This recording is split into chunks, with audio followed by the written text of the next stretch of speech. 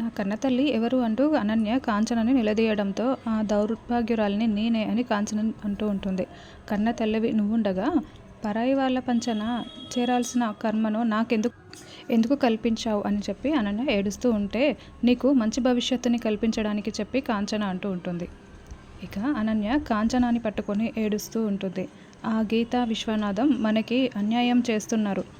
లెక్క ప్రకారం ముందుగా పెళ్లి జరగాల్సింది నీకు, కానీ వాళ్ళ కన్న కూతురు శరణ్యకి ముందుగా పెళ్లి జరిపిస్తున్నారు. ఆ ఆనంద భైరవికి చెప్పాల్సినవి ఆనంద భైరవికి చెప్పి నీకు చెప్పాల్సినవి నీకు చెప్తున్నారు అని చెప్పి కాంచన అంటూ ఉంటుంది. అప్పుడే శరణ్య స్వీట్ తీసుకొని అక్కడికి వస్తుంది. దర్శన్ గారితో నా పెళ్ళికి ముహూర్తాలు కూడా పెట్టేశారు కదక్క, అందుకే ఈ స్వీట్ తీసుకొచ్చాను. ఒక విధంగా దర్శన్ గారితో నా పెళ్లి జరగడానికి అక్కే కారణం అని చెప్పి శరణ్య అక్కడి నుంచి వెళ్ళిపోతుంది. శరణ్య అక్కడి నుంచి వెళ్ళిపోయిన తర్వాత తను ఇచ్చిన లడ్డూని చేత్తో పట్టుకొని సీరియస్గా చూస్తూ అనన్య లడ్డూని నేలకేసి కొడుతూ, ఇప్పటి వరకు వాళ్ళు ఏంటో చూపించారు, ఇప్పుడు నేనేంటో చూపిస్తాను అని చెప్పి అంటూ ఉంటుంది.